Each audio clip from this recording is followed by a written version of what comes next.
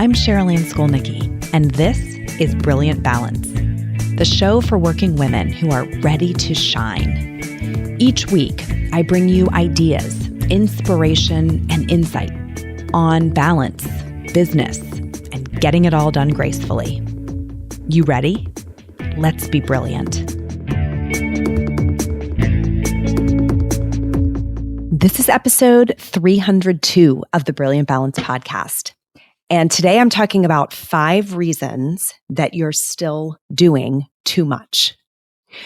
So listen, if you are someone who listens to this podcast, what I know almost for certain is that you would identify with that statement that I am doing too much.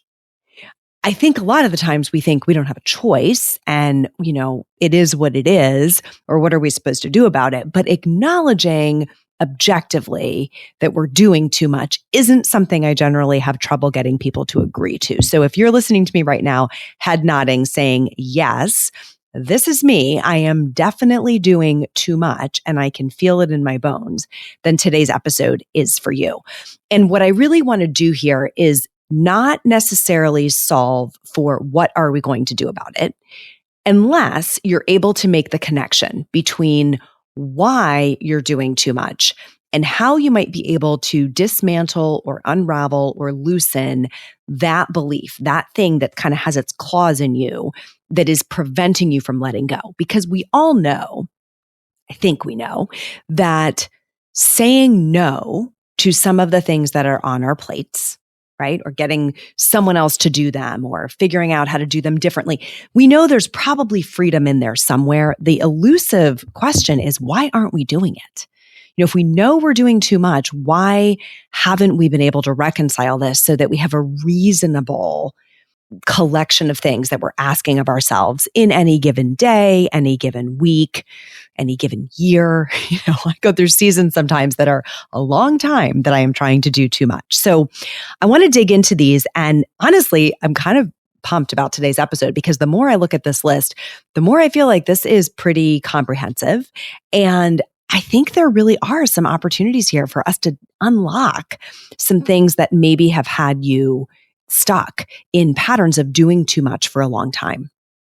And I want you to feel better, right? I want you to figure out what is the thing for you that is keeping you in this pattern so that maybe, just maybe, you can rewrite part of it and get some freedom, some well-deserved, hard-earned freedom in your life.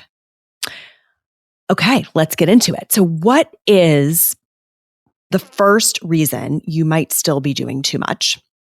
And the very first reason I want to talk about is expectations.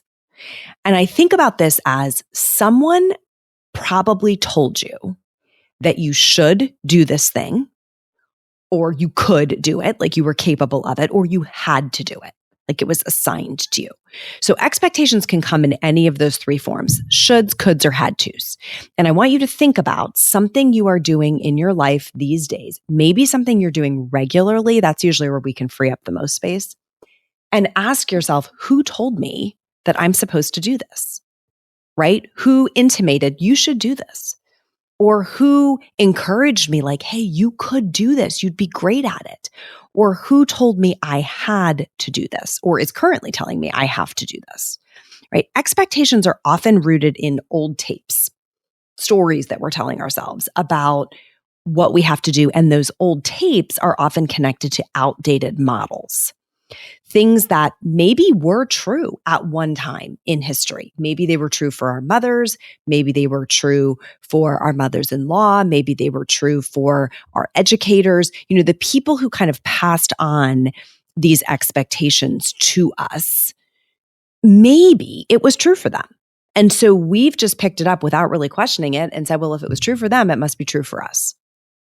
Okay. And think about the example. So maybe your mom cleaned the house top to bottom every Saturday morning like mine did. And then your expectation is that's what I should do. I should be waking up on Saturday mornings. And if I'm not cleaning my house from top to bottom, I'm doing it wrong, right? If you want to wake up and go play tennis because you have a housekeeper, you might be thinking, oh, there's like this level of it doesn't feel right because that isn't what we did. If your mom put a home cooked meal on the table every night, a meat, a potato, and a vegetable, and you're not doing that. There may be a tape playing that says, I should be doing this. Or if you are doing it because it was modeled for you and you have a level of resentment about it, I think that's a clue to maybe go back and look at where was that expectation set. And again, remember, these can come from the workplace. I remember the early bosses that I had early in my career who very dutifully laid out the way we do things around here. They were passing on expectations of this is how we write a memo. This is how we hold a meeting. This is how early we arrive for said meetings, right? Et cetera, et cetera. So those expectations can definitely come in the workplace as much as they can come at home. They can come in our social circles. There can be expectations from our social circles of the way we do things around here, right? And so the weight of that can be a lot. If we don't agree, if we haven't signed off on, that expectation feels right to me. I agree that not only should I or could I do that, but I want to do it, right? It feels authentic to me. That's the first one. I mean, we could stop right there. There's probably a lot of freedom we could get if we just danced with that one, but let's go a little farther. The second one that I thought about is comparison. Okay. You might be doing too much because you're stuck in a comparison trap. So this is where we are scanning the landscape and looking around at how we see other people doing this. And we are taking their way of doing it on as our own. So the challenge with this is we are always looking at an incomplete picture, right? We think we know what everyone else is doing. We're getting this little glimpse, this little snapshot of how they do a particular thing. And we think, oh, well, the rest of their life must look exactly like mine, but they're also doing that thing. So I have to do it too. Okay. The reality is we are not looking at a complete picture. And one size does not fit all. So very often, if we see someone who is doing something better than we think we're doing it, right? We're critical of ourselves. And we are only looking, we're like, how does she do that? How does she manage to do that? I can't do that. I can't figure out how to do it. Or when I do it, I'm so time crunched, it doesn't feel good anymore. What I always want us thinking about is what is the rest of that picture? What is she not doing that creates the space for that you might be doing, right? Because vice versa, there could be something that other people are looking at you doing and thinking, I don't know how she does that. I don't know how she has time for that. But they don't know the choices you're making about what you're not doing in order to create the time and space for that. So this keeping up with the Joneses thing is so prevalent. It's so real. And I understand it. I mean, I do it, right? I understand it so personally, so deeply. And yet the comparison trap is just that. It is a trap and it is incomplete. So we step into that trap. We put our little paws in there willingly and we think, okay, I got it. I'm going to do it just like she does it. Boom, that trap snaps behind us. And now we're stuck doing something that we didn't want to do, we had no business doing, we have no time or space to do, but by golly, we are going to keep up with her, in air quotes, whatever it is that she is doing. So I know that the example that came to the front of your mind when we started talking about this comparison trap is the one that you need to pay attention to the most, right? There is some example that came to your mind that you're like, I'm doing that because she's doing that. And I don't even want to do it. Right? And that is the first one that you can lay down in the name of figuring out how to do less, right? How to take a few things off your plate. Third reason that you could still be doing too much, even though you know in your heart of hearts that it's too much, is control. You haven't learned to let go. This one is public enemy number one for me, for yours truly. You haven't learned to let go. It's kind of only you can do it your way, which by the way is the right way, right? So if you have high standards and you are someone who has a level of quality, right? Or a process orientation that you want followed for something in your life, it can make it very, very difficult for someone to pry that out of your clenched fists. Because what happens when we want control is it's like we're in a tug of war. Even if someone is offering to take it off our plate, our brain is going, but are they going to do it right? And they're saying, hey, let me help you with that. And we're thinking, no, it's fine. I got it. I'll do it. Why? Because we know what we mean. Okay. Here's a story I will tell on myself. If I write a grocery list for myself, I know what I mean, right? You do this too. There's kind of a shorthand. You can just jot down just enough for you to know what you need to get. And what happens in my mind is I go, and I also know as I'm walking through those aisles to get those things that are on the list, my brain will get tripwired and it will remind me, oh, yep, I'm also out of that. I'm kind of doing this mental inventory if I'm physically walking the aisles at the store. And as soon as I start thinking about having someone else go to the grocery store, the anxiety starts to rise up about, ooh, what about the stuff that I didn't put on the list that now they won't notice because they're not in my head piecing it together? Or what if, the nectarines that they buy aren't the right level of softness? Or what if the avocado isn't the right level of ripeness? So depending on how picky we are and how much control we like to have, a simple thing like asking somebody to pick up the groceries can become fraught with like this tug of war about, can we really let go of it? So if I'm writing that list and my husband is offering to go to the store, or one of my children is offering to go through the store, I have to feel compelled to write a level of detail on the list. If I'm going to use one of the shopping services, like, Kroger's going to go do the shopping and I'm just going to pick it up in the parking lot, the level of detail that we feel compelled to provide. Those are good indications of how much control do you need. Hi, it's Cheryl Ann. Thanks for listening. Did you know that the ideas I share on this show are things I also can help you implement? If you want me in your corner helping you find more time for what fills you up, go to brilliant-balance.com/schedule and sign up for a free exploratory call. Give yourself this time. You'll be so glad you did. If you are someone who says, I can't have a housekeeper because they don't do it right? Or I can't have my children clean the house because they don't do it right. Those are the indications. Those are the kind of messages that run through our heads when we know we're dealing with control. No one will do it right. No one will do it like me. So I may as well just do it myself. And I will tell you, this is one I push myself on regularly, because the reality is when you challenge yourself to try, right? To equip someone else to do it, to give a little bit of direction so that your odds go up of it being done more closely to the way you would do it. The time that you get back and the headspace you get back is extraordinary, right? It's extraordinary. And learning like, you know what? It was fine. We had a different brand of that item this week. It was fine. That is a really, really big area where a lot of us, and I think a lot of you listening, might be able to get some freedom. Fourth reason that you may still be doing too much is you are all up in your feelings.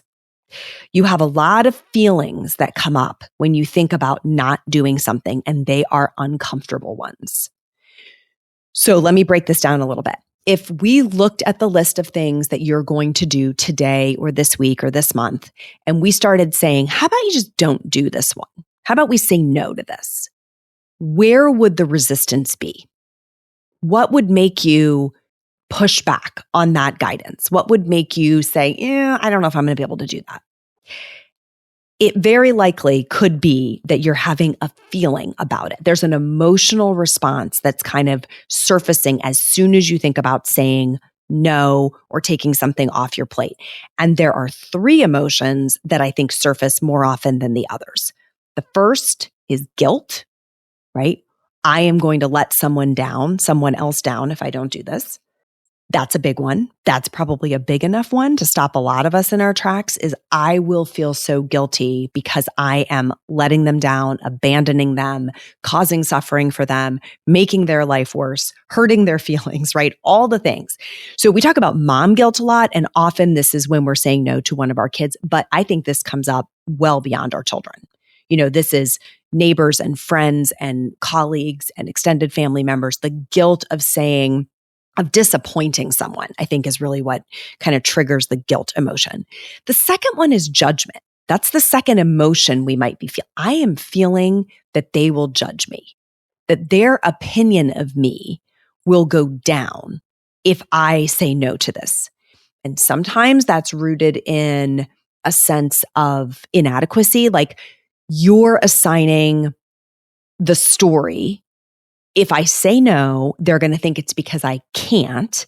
And if I can't, it's because I'm inadequate, right? I haven't figured out how to orchestrate my life so that I can do literally everything that is offered to me. And sometimes judgment is sort of the inverse of guilt. I'm not really worried that I'm disappointing them as much as I'm worried about the fact that they're going to judge me for it. So, kind of depending on how your brain is wired, guilt or judgment can be a little higher toward the surface. And the third emotion that I think the feeling, right, that can surface is our own FOMO, right? Our own fear that we're going to miss something. We don't want to miss anything. And so if we have competing offers for our time, we don't want to miss any of those things. And so that makes it hard. And we start trying to splice ourselves into little slivers who can kind of be in multiple places at the same time. I'll go to this for the first half and that for the second half, or I'll just run from this one to the other, or I'll be at that meeting watching the game on, a streaming service. Like there's lots of ways that we try to almost clone ourselves so that we don't miss anything. But those feelings, grappling with the feelings of we simply cannot be everywhere. We cannot say yes to every opportunity. We cannot say yes to every request that someone makes of us because these are infinite games. I mean, where does it end? It can just go on forever. And at some point, the limits of our own humanity kick in, right? We're not accepting requests, most of us, at 3 a.m. Although, if you are somebody who works for a global company taking conference calls at 3 a.m., you may be accepting those requests. So we do have some natural limits on where we're saying, I'm going to have to draw a boundary here. But the feelings that we have to grapple with, the uncomfortableness of dealing with those emotions, that is real. And sometimes that's enough to stop us before we even start. The fifth reason that you may find you're still doing too much is habit. It's just become a habit. You haven't even reconsidered, is this something that I should still be doing, right? It's just what you do. And I think this is rooted in what I'll just refer to as the climb, right? If we go back to the early days of our adult lives, we didn't really have as much to manage. And as we go through our adult lives, we're real good at adding stuff. Oh, I'm going to add this to my plate. I'm going to add this next thing. Now I do that too. Yep. And I'm adding that. And I have that. There's a lot of and in those young adult years of life. And then those things like stick. They're cemented. This is how I do it. And we don't really pick our head up long enough to reconsider, should I still be doing it this way? Do I still have the capacity, the energy, the desire to do these things that I've been doing for this long? But now they're habits. This is just what we do. And it's that lather, rinse, repeat phase of life where we're just on autopilot, doing the things we've always done, including running our schedule like someone who doesn't need to eat or sleep or sit down ever throughout the day. Like that can become a habit. The whole lifestyle, the pace of life can become a habit. So the force of habit is very strong in both directions, good habits and bad habits. And I think when we have some things that we have just now considered like they're just not even negotiable, they're just what I do, those are really good ones to go take a look at and say, do I still do this? Should I still be doing this? Is this still the right choice for me in my day in and day out life? Okay. So let's go back to the top of the list. What we're talking about today is if you are someone who, when you kind of take a deep breath, ask yourself, am I doing too much? And you know in your heart of hearts, it's true. Yes, I am. We're talking about 5 reasons why that could be. The first one was expectations. Someone told you that you should, or you could, or you had to. And because of that, you adopted that expectation as your own and you're still doing it and you don't know how to stop. Second is comparison. You're stuck in a comparison trap. You are keeping up with the Joneses.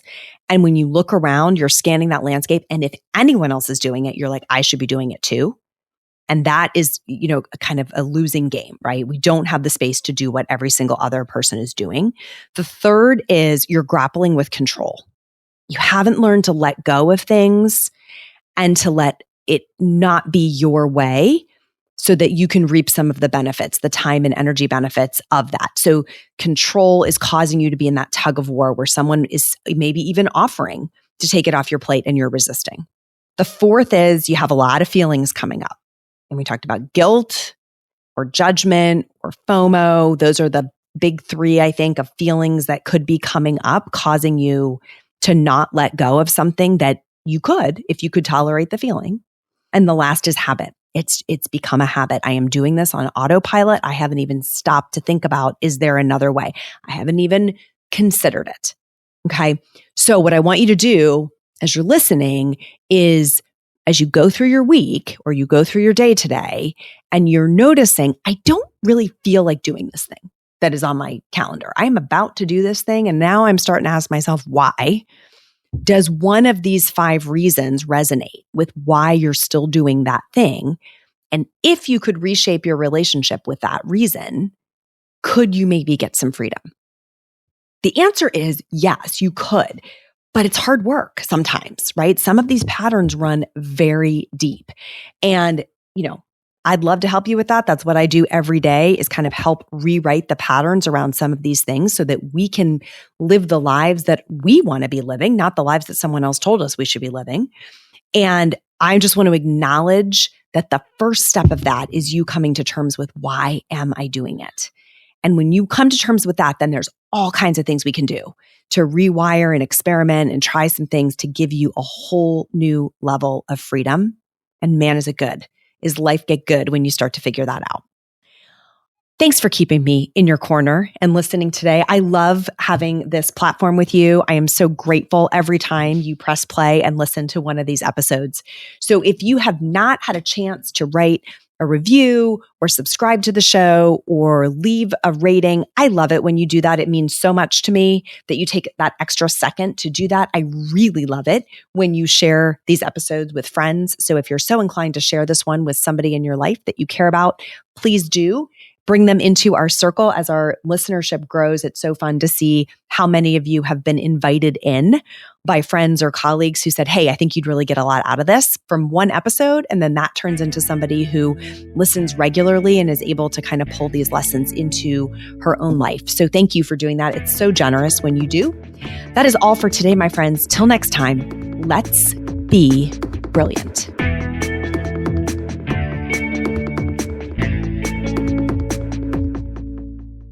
This is thepodcastfactory.com.